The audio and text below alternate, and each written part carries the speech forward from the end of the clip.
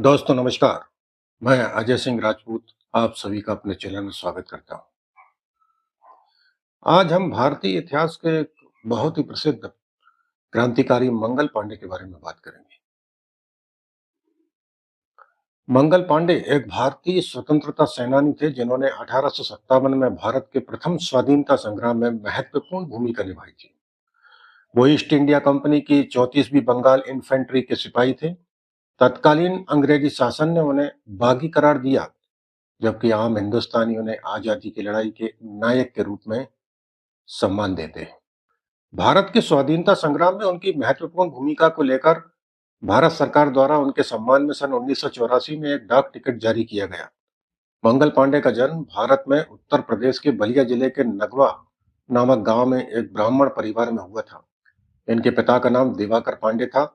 ब्राह्मण होने के कारण मंगल पांडे सन 1849 में 22 साल की उम्र में ब्रिटिश ईस्ट इंडिया कंपनी की सेना में बंगाल नेटिव इन्फेंट्री की 34वीं बटालियन में भर्ती किए गए, जिसमें ज्यादा संख्या में ब्राह्मणों की भर्ती की जाती थी। विद्रोह का प्रारंभ एक बंदूक की वजह से हुआ था। सिपाहियों को पेंटन 1853 एनफील्ड बंदूक दी गई थी, जो कि 0.577 कैलिबर की बंदूक थी तथा पुरानी और कई दशकों से उपयोग में लाई जा रही ब्राउन बैस के मुकाबले में शक्तिशाली और अचूक थी। नई बंदूक में गोली दागने की आधुनिक प्रणाली, जिसमें एक कैप लगा हुआ था, उसका प्रयोग किया गया था, परंतु बंदूक में गोली भरने की प्रक्रिया पुरानी ही थी। नई एनफील्ड बंदूक भरने के लिए कारतूस को दांतों से काटकर खोलना पड़ता था और उसमें भरे हुए बारूद को बंदूक की नली में भरकर कारतूस को डालना पड़ता था। कारतूस का बाहरी आवरण में चर्बी होती थी, जो कि उसे पानी की सीलन से बचाती थी। सिपाहियों के बीच अफवाह फैल चुकी थी कि कारतूस में लगी हुई चर्बी सुअर या गाय के मांस से बनाई जाती है।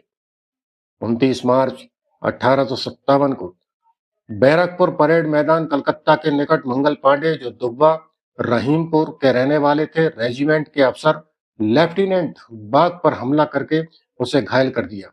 जनरल जॉन हेयरसे के अनुसार मंगल पांडे किसी प्रकार के धार्मिक पागलपन में थे। जनरल ने जमादार ईश्वरी प्रसाद ने मंगल पांडे को गिरफ्तार करने का आदेश दे दिया।